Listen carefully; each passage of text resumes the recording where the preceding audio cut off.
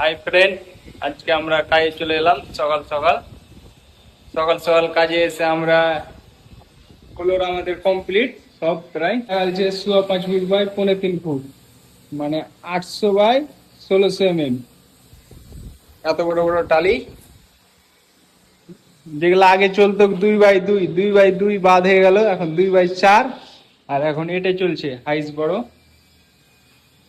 ভালো লাগছে অবশ্যই, জয়েন্ট বোঝা যাবে না ফিনিশিং এর পর।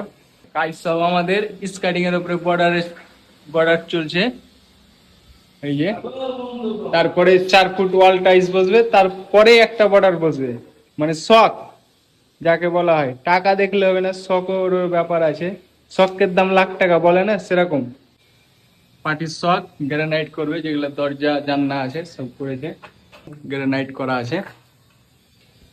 এই যে আমাদের আরিফ ভাই, কিছু বললে বলো। লাইক টাইক সব করে দিও। লাইক কাকে করবে? ভিডিও দেখে না।